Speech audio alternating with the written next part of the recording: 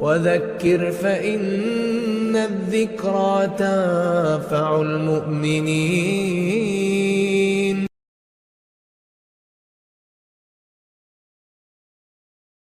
السلام علیکم ورحمۃ اللہ وبرکاتہ. بسم اللہ الرحمن الرحیم. الحمد للہ رب العالمین والصلاة والسلام علی اشرف الانبیاء والمرسلین محمد وعلى آلہ وصحبہ اجمعین ومن تبعهم بإحسان إلى يوم الدین. اما بعد. محترم اسلامی بھائیوں، میرے بزرگوں، دوستوں، نوجوان ساتھیوں اور قابل قدر خواتین اسلام،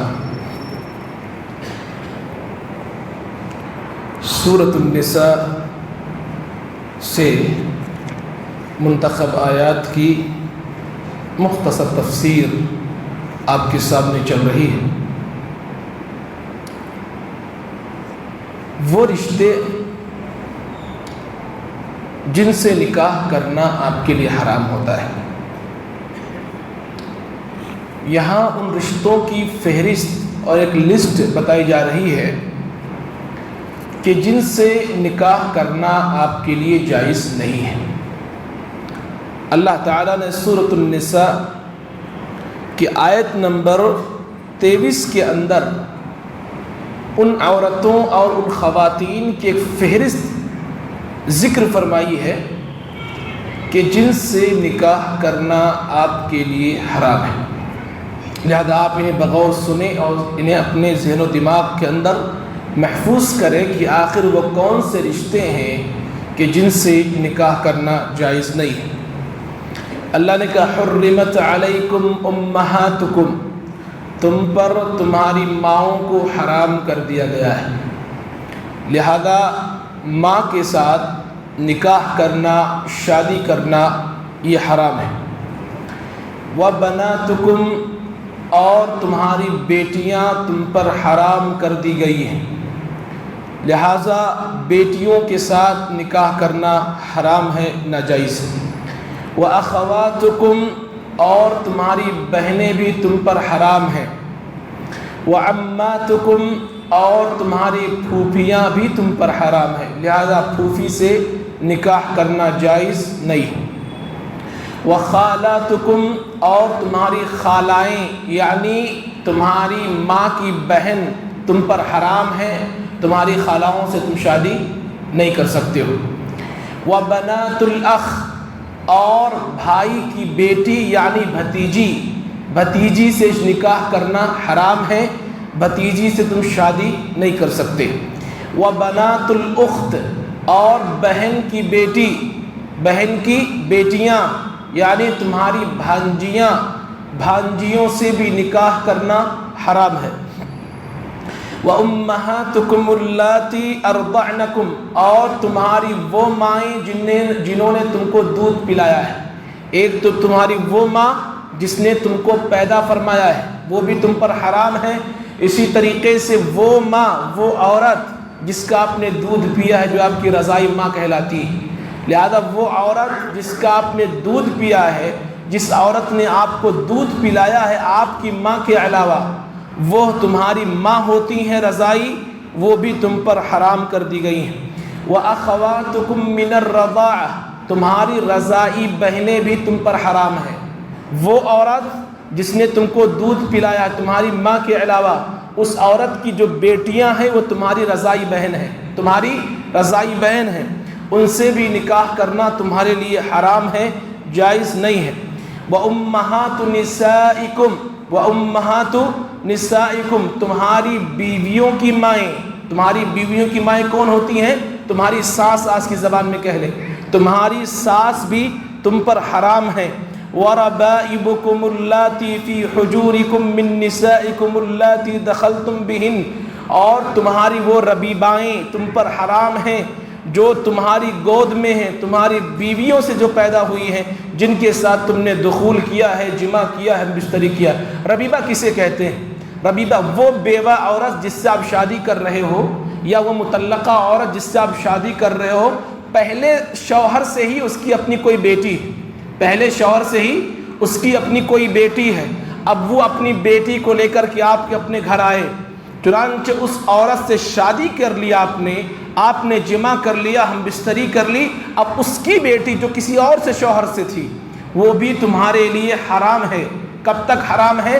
یعنی جب تم نے جمع کر لیا، شادی کے بعد ہم بستری کر لی تو وہ بیٹی حرام ہو گئی۔ اس آیت کریمہ سے پتہ چلا کہ اگر آپ نے کسی بیوہ سے شادی کی ہے، کسی مطلقہ سے شادی کر لی، شادی کرنے کے فوراً بعد رشتہ ٹوٹ گیا، شادی نہیں ہوئی یا شادی ہوئی رشتہ ختم ہو گیا، آپ نے جمع نہیں کیا، ہم بستری نہیں کی، تو وہ بیٹی، اس کی بیٹی آپ کے لیے حلال رہے گی۔ لیکن اگر آپ نے اس کی ماں کے ساتھ، یعنی جو بیوہ ہے، مطلقہ ہے، آپ نے جمع کر لیا، ہم بستری کر لی، شادی کرنے کے بعد اب اس کی بیٹی آپ کے لیے حرام ہو جاتی ہے، اس سے نکاح کرنا آپ کے لیے جائز نہیں ہے۔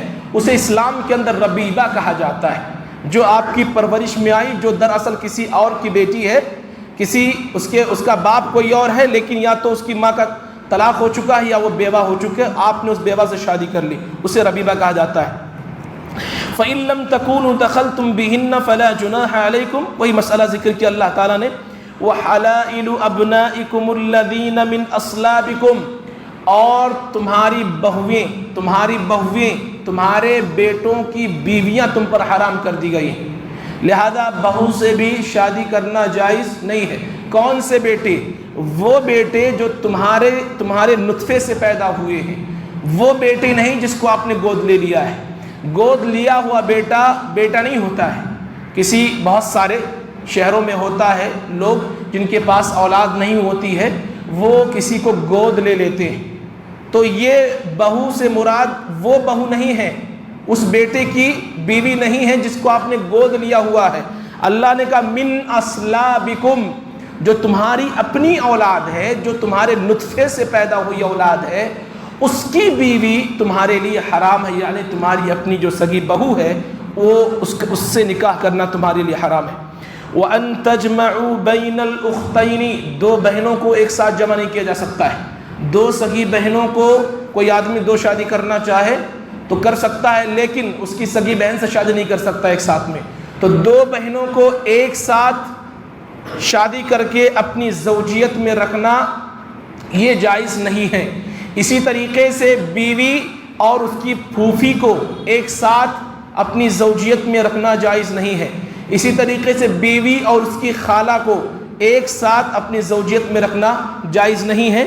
تو یہ وہ رشتے ہیں جو رشتے تم پر حرام کر دیے گئے ہیں، ان سے آپ نکاح نہیں کر سکتے ہو۔ وہ تمہاری مائیں ہیں، تمہاری بیٹیاں ہیں، تمہاری بہنیں ہیں، تمہاری پھوپھیاں ہیں، تمہاری بھتیجیاں ہیں، تمہاری بھانجیاں ہیں، اور وہ عورتیں ہیں جنہوں نے تم کو دودھ پلایا ہے۔ اسی طریقے سے تمہاری رضائی بہنیں ہیں، اسی طریقے سے تمہاری ساس ہیں، ان سے آپ نکاح نہیں کر سکتے ہو۔ اور وہ ربیبائیں ہیں جو کسی اور جس سے آپ نے شادی کی ہے اس کی اپنی بیٹی، آپ کی اپنی بیٹی نہیں ہے، لیکن وہ عورت لے کر کے آتی ہے اور اس عورت سے آپ ہم بستری کرتے ہیں، جمع کرتے ہیں، اب وہ ربیبہ آپ کے لیے حلال نہیں رہی۔ اسی طریقے سے تمہاری بہویں ہیں، تمہارے اوپر حرام کر دی گئی ہیں۔ دو بہنوں کو ایک ساتھ جمع نہیں کیا جا سکتا، بہن کو اور اس کی پھوپھی کو ایک ساتھ جمع نہیں کیا جا سکتا، بہن کو یعنی بیوی کو اور اس کی خالہ اور اس کی پھوپھی کو ایک ساتھ جمع نہیں کیا جا سکتا۔ تو یہ رشتے ہیں جو اللہ تعالیٰ نے تم پر حرام کیے ہیں، ان رشتوں سے شادی کرنا، نکاح کرنا حرام ہے۔ اگر کوئی شخص ان رشتوں میں سے کسی ایک رشتے سے بھی شادی کرتا ہے وہ نکاح مانا نہیں جائے گا، بلکہ وہ زناکاری ہوگی، بدکاری ہوگی۔ اور ایسے شخص کو شریعت نے دیوس کہا ہے جو اپنے سگے رشتہ داروں سے یا اپنے محرموں سے شادی کرے، ایسے شخص کو بددین اور دیوس کہا گیا ہے۔ اللہ تعالیٰ اس طرح کے فحش اور بے حیا امور سے ہمارے سماج کی حفاظت فرمائے۔ اس کے بعد اللہ رب العالمین نے 3 طرح کے لوگوں کا تذکرہ کیا، وہ 3 طرح کے لوگ جنہیں تمہارا رب ناپسند کرتا ہے۔ اور یہ کوئی آسان جملہ نہیں میرے بھائی، کوئی آسان جملہ نہیں ہے۔ تمہارا رب جسے ناپسند کرے یہ کوئی آسان بات نہیں ہے۔ رب العالمین اس دنیا کا، اس کائنات کا، آسمان و زمین کا اتنا بڑا رب ہے، وہ اگر کسی کو ناپسند کرے تو یہ بہت بڑی چیز ہے، بہت بڑی بات ہے۔ اور یہ بہت بڑے گناہ کا کام ہے جسے اللہ تعالیٰ ناپسند کرتا ہے۔ وہ کون لوگ ہیں جنہیں اللہ تعالیٰ ناپسند کرتا ہے؟ الذین یبخلون ویأمرون الناس بالبخل، وہ لوگ جو بخیلی کرتے ہیں اور دوسروں کو بھی بخیلی کا حکم دیتے ہیں، خود بھی اللہ کے راستے میں خرچ نہیں کرتے، خود بھی صدقات و خیرات نہیں کرتے، اللہ کے راستے میں انفاق نہیں کرتے، خود بھی اپنے جیب کو بند رکھتے ہیں، اور اگر کوئی دوسرا اللہ کے راستے میں خرچ کرنے جائے تو ان کو منع کر دیتے ہیں، یہ کہہ کر کہ اجی اس میں خرچ کرنے سے کچھ ملنے والا نہیں ہے۔ ایسے لوگوں سے اللہ تعالیٰ نفرت کرتا ہے، اللہ تعالیٰ ایسے لوگوں کو ناپسند کرتا ہے۔ بخل فی نفسہ ہی بڑی ہی مذموم شے ہے، اور کبھی کسی مومن کے بارے میں یہ گمان ہو ہی نہیں سکتا کہ وہ مومن بخیل ہو سکتا ہے، مومن بخیل نہیں ہوا کرتا ہے۔ تو پہلی قسم اللہ تعالیٰ جن کو نفرت کرتا ہے، جن سے نفرت کا، جن کو محبت نہیں کرتا، وہ لوگ جو بخیلی کرتے ہیں، اللہ کے راستے میں خرچ نہیں کرتے اور دوسروں کو بھی اللہ کے راستے میں خرچ کرنے سے منع کرتے ہیں۔ وَيَكْتُمُونَ مَا آتَاهُمُ اللَّهُ مِنْ فَضْلِهِ، اور وہ لوگ جو اللہ تعالیٰ کے فضل کو چھپا چھپا کر کے رکھتے ہیں۔ اللہ تعالیٰ نے بہت کچھ دیا ہوا ہوتا ہے، بہت دولت اللہ نے دے رکھی ہے، لیکن جیتے ایسے ہیں ایسا لگتا ہے سماج کے سب سے غریب انسان یہی ہے، سماج کے سب سے غریب انسان یہی ہے۔ اللہ کے پیارے حبیب صلی اللہ علیہ وسلم نے بیان فرمایا کہ اللہ یہ چاہتا ہے، اللہ یہ چاہتا ہے کہ اگر وہ کسی بندے کو کوئی نعمت دے تو اللہ اس نعمت کو اس بندے کی زندگی میں دیکھنا چاہتا ہے، اس کا اظہار کر اللہ تعالیٰ اس کو ظاہر دیکھنا چاہتا ہے کہ وہ بندہ اپنی زندگی میں اللہ کی نعمتوں کو استعمال کر رہا ہے اور اس نعمتوں سے فائدہ اٹھا رہا ہے۔ اظہار کا مطلب قطعی طور پر نہیں کہ غرور آ جائے، گھمنڈ آ جائے، دکھاوا نہیں، بلکہ اللہ کا شکر ادا کرے، اور اللہ نے جو نعمتیں انسان کو دے رکھی، انسان ان نعمتوں کو دکھائے، بتائے کہ اللہ تعالیٰ کا فضل میری زندگی میں نازل ہوا ہے۔ لہٰذا وہ لوگ جو پیسوں کو گن گن کر کے رکھتے ہیں، پیسوں کو شمار کر کر کے رکھتے ہیں کہ پیسہ کہیں ادھر ادھر نہ چلا جائے، اللہ تعالیٰ ایسے لوگوں کو نفرت کرتا ہے، ایسے لوگوں کو نفرت کی نگاہ سے دیکھتا ہے۔ لہذا وہ لوگ باخبر ہو جائیں، متنبہ ہو جائیں کہ اگر اللہ نے فضل آپ کو دیا ہے تو اس کا اظہار بھی ہونا چاہیے، اس کا اظہار بھی ہونا چاہیے۔ اپنوں میں خرچ کرو، رشتہ داروں میں خرچ کرو، غریبوں کا خیال رکھو، محتاجوں کا خیال رکھو، اپنی زندگی پر خرچ کرو، اپنے بچوں پر خرچ کرو، اپنی اولاد پر خرچ کرو، اپنے دوستوں پر خرچ کرو، اپنے احباب پر خرچ کرو۔ لہذا وہ لوگ باخبر رہیں جن کو اللہ تعالیٰ نے اپنے فضل سے نوازا ہے اور وہ انہیں چھپا چھپا کر کے گن گن کر کے رکھتے ہیں، ایسے لوگ اللہ تعالیٰ کی نظر میں مبغوض ہیں، اللہ انہیں پسند نہیں کرتا ہے۔ اسی طریقے سے تیسرے وہ لوگ والذین ينفقون اموالهم رئاء الناس، وہ لوگ جو خرچ تو کرتے ہیں اللہ کے راستے میں لیکن لوگوں کو دکھا دکھا کر کے خرچ کرتے ہیں، لوگوں کو دکھا دکھا کر کے خرچ کرتے ہیں۔ میں نے 1000 دیا، میں نے 2000 دیا، فلاں صاحب نے اتنا دیا، اپنا نام وہ داخل کروا کر کے لوگوں کے سامنے اعلان کروانا چاہتے ہیں۔ ایسے لوگوں سے بھی اللہ تعالیٰ نفرت کرتا ہے۔ کل قیامت کے دن تین وہ لوگ لائے جائیں گے جنہوں نے دنیا کے اندر بہت بڑا کارنامہ انجام دیا تھا، لیکن آخرت میں ان کا کوئی حصہ اور نصیب نہیں ہوگا۔ اللہ کے پیارے حبیب صلی اللہ علیہ وسلم نے کہا ایک عالم کو لایا جائے گا، ایک اس شخص کو لایا جائے گا جس نے اللہ کے راستے میں بہت خرچے کیے ہوں گے، بہت زیادہ خرچے کیے ہوں گے۔ اللہ تعالیٰ اس کو بلائے گا جس نے خرچے کیے تھے، بلائے گا کہ تم دنیا میں کیا کر کے آئے ہو، دنیا میں تم نے کیا کیا ہے میرے لیے، اسلام کے لیے اور اپنے کے لیے۔ وہ کہے گا اللہ میں نے تیرے راستے میں بہت خرچ کیے، جب جب تیرے راستے کی ضرورت پڑی، جب جب تیرے راستے میں خرچ کی ضرورت پڑی، اے اللہ میں نے اپنے جیب کو پورا ڈھیلا کر دیا، میں نے تیرے راستے میں بہت خرچ کیا ہے، تیرے راستے میں میں نے بہت کچھ دیا ہے۔ اللہ تعالیٰ کہے گا جو تو نے دیا تھا دنیا کو دکھانے کے لیے دیا تھا، اور اب دنیا میں تجھے مل چکا، یہاں تجھے کچھ ملنے والا نہیں، لہٰذا 1 روپیہ بھی دو تو اللہ کے لیے دو، کسی کو بتانے کی ضرورت نہیں۔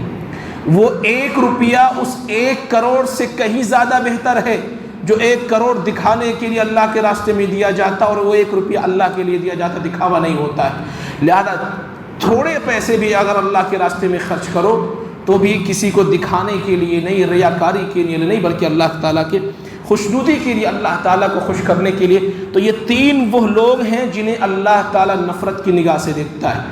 وہ جو بخیلی کرتے ہیں، دوسروں کو بخیلی کا حکم دیتے ہیں۔ دوسرے وہ لوگ جو اللہ کے فضل کو، نعمت کو چھپا چھپا کر کے رکھتے ہیں، سب کچھ ان کے پاس ہے لیکن جیتے ایسے ہیں مانو سماج کے سب سے فقیر یہی ہوں۔ اور تیسرے وہ لوگ جو لوگوں کو دکھا دکھا کر کے خرچ کرتے ہیں، ایسے لوگوں کو بھی اللہ تعالیٰ ناپسند کرتا ہے۔ اس کے بعد اللہ رب العالمین نے ذکر فرمایا کہ جب جہنمیوں کا ایک چمڑا جل جائے گا تو ہم نیا چمڑا ڈال دیں گے۔ جہنم میں عذاب کی کمی نہیں ہوگی، عذاب بڑھتا ہی چلا جائے گا، عذاب کی تجدید ہوتی رہے گی، عذاب میں کمی نہیں ہوگی۔ جب چمڑا جل رہا ہوگا تو جہنمی کو یہ لگے گا کہ اب یہ چمڑا جل جائے گا، موت آ جائے گی اور اس عذاب سے آزادی مل جائے گی۔ اللہ تعالیٰ موت کو لائے گا اور موت کو ذبح کر دے گا اور ان کی ساری تمناؤں اور آرزوؤں کو گلا گھونٹ دے گا کہ اب موت آنے والی نہیں ہے۔ جب موت ختم ہو جائے گی اور وہ اپنی آنکھوں سے دیکھ لیں گے کہ اب موت آنے والی نہیں، تو ایک دوسری خوش فہمی ہوگی کہ چمڑا جلے گا تو اللہ تعالیٰ پھر ہم فنا ہو جائیں گے، پھر عذاب سے آزادی پا جائیں گے۔ اللہ تعالیٰ نے کہا کلما نضجت جلودہم بدلناہم جلودا غیرہا لیذوقوا العذاب، جب ایک چمڑا جلے گا ہم نیا چمڑا پہنا دیں گے۔ ابن کثیر رحمۃ اللہ علیہ نے اپنی تفسیر کے اندر لکھا کہ ہر گھنٹے میں 100 سے زائد چمڑے جلیں گے اور 100 سے زائد چمڑے پہنائے جائیں گے۔ اور بعض اہل علم نے لکھا کہ ایک دن میں ہزاروں چمڑے اس جسم کے جلیں گے اور ہزاروں چمڑوں کو پہنایا جائے گا۔ اللہ تعالیٰ نے ذکر فرمایا جو بستر ہوگا وہ بھی آگ کا ہوگا، جو چادر ہوگی وہ بھی آگ کی ہوگی، نیچے سے بھی آگ کا بستر ہوگا، اوپر سے آگ کی چادر ہوگی، اور جن زنجیروں میں جکڑا جائے گا وہ بھی 70 گز کی ہوں گی۔ لہذا انسان پریشان ہو جائے گا، حیران ہو جائے گا کہ اب موت آنے والی نہیں ہے۔ لہذا لوگوں جہنم کے عذاب سے پناہ طلب کرتے رہو، یہ کوئی معمولی جگہ نہیں ہے، یہ وہ جگہ ہے جس کی آگ دنیا کی آگ کے 70 گنا زیادہ گرم ہے، جس کی ایک چنگاری اگر سرزمین پر پڑ جائے تو زمین پوری تہبالہ ہو جائے۔ ایک چنگاری اگر زمین پر پڑ جائے تو زمین کی ساری ہریالیاں ختم ہو جائیں، سارے درخت جل جائیں گے، پوری کائنات ویران ہو جائے گی۔ اتنی بھیانک وہ جہنم کی آگ ہے۔ اللہ تعالیٰ جہنمیوں کو ان میں جلائے گا۔ اللہ تعالیٰ ہماری حفاظت فرمائے۔ اس کے بعد اللہ رب العالمین نے بیان فرمایا لیذوقوا العذاب، یہ ہم ایسا کیوں کریں گے کہ نیا چمڑا ڈالیں گے تاکہ وہ عذاب کا مزہ چکھتے رہیں، ان کے عذاب میں کوئی کمی واقع نہ ہو۔ اس کے بعد اللہ رب العالمین نے کہا والذین آمنوا وعملوا الصالحات سندخلهم جنات تجری من تحتها الانہار خالدین فیہا ابدا لهم فیہا ازواج مطہرہ۔ اللہ نے اہل ایمان کو بشارت دی۔ جب اللہ نے جہنمیوں کا تذکرہ کیا اور اہل جہنم کو اللہ تعالیٰ نے ان کے عذاب سے ڈرایا، ان کے عذاب سے خوف دلایا، تو اللہ نے اہل ایمان کو بشارت دی اور کہا جو لوگ مومن ہیں اور جو اللہ کا بن کر دنیا میں جیتے ہیں، جو دین پر عمل کرتے ہیں، جو اسلام پر عمل کرتے ہیں، ان کا انعام کیا ہے؟ سندخلهم جنات تجری من تحتها الانہار، ہم ان کو ایسے باغات میں داخل کریں گے جن باغات کی نیچے سے نہریں جاری ہوں گی، وہ اس میں ہمیشہ ہمیشہ رہیں گے۔ لہم فیہا ازواج مطہرہ، اللہ نے انسانی طبیعت کا بڑا خیال رکھا ہے، انسانی نیچر کا خیال رکھا ہے، انسانی فطرت کا خیال رکھا ہے کہ ایک انسان کو عورت کی ضرورت ہوتی ہے۔ اللہ نے جنت میں حوروں کو تیار کر رکھا ہے، اور اللہ نے کہا ازواج مطہرہ، جنتیوں کے لیے ہم نے پاکیزہ بیویاں تیار کر رکھی ہیں۔ پاکیزہ بیویاں کیسی بیویاں؟ لم یطمثہن انس قبلہم ولا جان، ایسی بیویاں جنہیں نہ کسی انسان نے کبھی دیکھا ہوگا، نہ کسی جنات نے کبھی چھوا ہوگا۔ ایسی بیویاں اللہ نے تیار کر رکھی ہیں۔ اہل علم نے لکھا مطہرہ یعنی پاک باز بیویاں، ایسی بیویاں کہ جن کی جسموں سے خوشبوئیں پھوٹ رہی ہوں گی، جو تمام تر گندگیوں سے پاک صاف ہوں گی، نہ انہیں حیض کی شکایت ہوگی، نہ دم نفاس کی شکایت ہوگی، نہ دم استحاضہ کی شکایت ہوگی، تمام تر غلاظتوں اور گندگیوں سے بالکل پاک صاف ہوں گی، اور ان کی خوشبو ایسی کہ پیارے حبیب صلی اللہ علیہ وسلم کہتے ہیں اگر ایک جنتی عورت، جنت کے اندر جو حوریں اللہ نے تیار کر رکھی ہیں، ایک عورت اگر زمین کی طرف دیکھ لے تو اس کی خوشبو آسمان و زمین کے چاروں طبق، آسمان و زمین کے ساتوں تہیں خوشبوؤں سے معطر ہو جائیں۔ ایسی بیویاں، ایسی عورتیں اللہ تعالیٰ نے اہل جنت کے لیے جنت میں تیار کر رکھی ہیں۔ اللہ تعالیٰ ہمیں جنتی والے اعمال کرنے کی توفیق عطا فرمائے۔ اس کے بعد اللہ رب العالمین نے ان لوگوں کا جواب دیا ہے جو لوگ اسلام پر اعتراض کرتے ہیں۔ کچھ لوگ اسلام پر اعتراض کرتے ہیں کہ اسلام میں جان کی قدر و قیمت نہیں رکھی گئی، جان کی کوئی قیمت نہیں ہے، کسی کو بھی گردن مار دیا جاتا ہے، کسی کو بھی کچھ کر دیا جاتا ہے۔ اللہ نے کہا اسلام کے اندر ہی جان کی اصل قیمت ہے، دنیا میں کہیں پر بھی جان کی قیمت نہیں ہے، پر اسلام نے جان کی جو قیمت متعین کی ہے، انسانی عقل حیران ہو جائے کہ واقعی جان کی کتنی بڑی قیمت ہے۔ اللہ نے کہا وَمَا كَانَ لِمُؤْمِنٍ أَن يَقْتُلَ مُؤْمِنًا إِلَّا خَطَأً، حرام ہے کسی بھی مومن کے لیے کسی مومن کو قتل کرنا، چاہے غلطی سے ہی کیوں نہ ہو، یہ حرام ہے، جائز اور درست نہیں ہے۔ جائے کہ ارادتاً قصداً بات کرے کہ کوئی جان بوجھ کر کے کسی مومن کو قتل کرے، یہ تو بہت دور کی بات ہے۔ اللہ نے کہا یہ غلطی سے بھی کسی مومن کے لیے کسی مومن کو قتل کرنا جائز نہیں ہے، لیکن اگر کوئی مومن کسی مومن کو غلطی سے بھی قتل کرتا ہے فتحریر رقبۃ مؤمنہ، تو ایک گردن آزاد کرنا پڑے گا، ایک گردن آزاد کرنا پڑے گا۔ اور کیا دینا پڑے گا؟ حالانکہ اس نے ارادتاً قصداً جان بوجھ کر کے اپنی خواہش اور اپنی چاہت سے قتل نہیں کیا، غلطی سے قتل ہو گیا، غلطی سے مر گیا، اپنی گاڑی سے چلا جا رہا تھا، راستے میں پڑ گیا، سنبھل نہیں سکا اور وہ آدمی مر گئے، چاہت نہیں تھی قتل کرنے کی، پھر بھی اللہ نے کہا اس کے جان کی قدر و قیمت، وہ مر چکا ہے۔ اب تمہیں کیا کرنا ہے؟ فتحریر رقبۃ مؤمنہ، گردن آزاد کرنا ہے۔ اور گردن آزاد کرنا اس زمانے میں ہم اس کا تصور نہیں کر سکتے ہیں، اللہ کے پیارے حبیب کے زمانے میں بہت بڑی بات ہوتی تھی، جس کے پاس مال زیادہ ہوتا تو وہی گردن آزاد کر پاتا تھا۔ ایک کام تو یہ کرنا ہے وَدِيَّةٌ مُسَلَّمَةٌ إِلَىٰ أَهْلِهِ، وہ جو مقتول ہے، جو مرا ہوا ہے، اس کے گھر والوں کو ایک دیت دینی پڑے گی۔ دیت کسے کہتے ہیں؟ 100 اونٹ کو دیت کہا جاتا ہے، 100 اونٹ دینے پڑیں گے، اور 100 اونٹ کی قیمت آج کے زمانے میں کروڑوں خربوں میں چلی جاتی ہے۔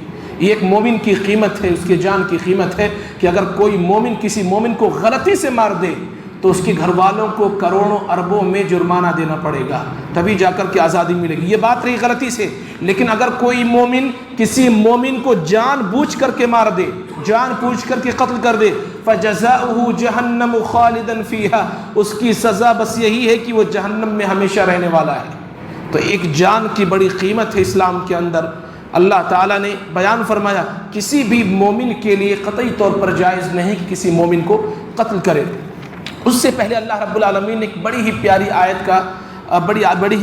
آیت یہاں پر ذکر فرمائی ہے، اگر چاہتے ہو کہ تم انبیاء کے ساتھ جنت میں رہو، جو لوگ یہ چاہتے ہیں، اللہ نے کہا ہے کہ بعد میں ایسے ہمارے اللہ والے آئیں گے جو انبیاء کی مصاحبت چاہیں گے جنت کے اندر، جو چاہیں گے کہ وہ انبیاء کے ساتھ رہیں، شہداء کے ساتھ رہیں، اولیاء کو دیکھیں، ایسے لوگوں کو چاہیے وَمَن يُطِعِ اللَّهَ وَالرَّسُولَ، سنو جو اللہ اور اس کے رسول کی فرما برداری کرے گا، جو اللہ اور اس کے رسول سے محبت کرے گا، جو اللہ اور اس کے رسول کی سنت پر چلے گا، جو اللہ اور اس کے رسول کے بتلائے ہوئے شریعت پر چلے گا، فَأُولَئِكَ مَعَ الَّذِينَ أَنْعَمَ اللَّهُ عَلَيْهِمْ، ایسے لوگ، یہ لوگ ان لوگوں کے ساتھ جنت میں ہوں گے جن پر اللہ نے انعام کیا ہے۔ وہ کون لوگ ہیں جن کے ساتھ اللہ تعالیٰ ان لوگوں کو رکھے گا جو اللہ کے راستے پر چلیں گے؟ وہ نبی ہیں، صدیقین ہیں، شہداء ہیں، صالحین ہیں۔ اللہ نے کہا جو اللہ اور اس کے رسول کا بن کر کے زندگی بسر کرے گا، اللہ نے انعام اس انداز میں تیار کر رکھا ہے کہ ایسے لوگوں کو جنت میں انبیاء کی مصاحبت ملے گی، انبیاء کے ساتھ رہنے کا موقع ملے گا، شہداء کے ساتھ رہنے کا موقع ملے گا، صدیقین کے ساتھ رہنے کا موقع ملے گا۔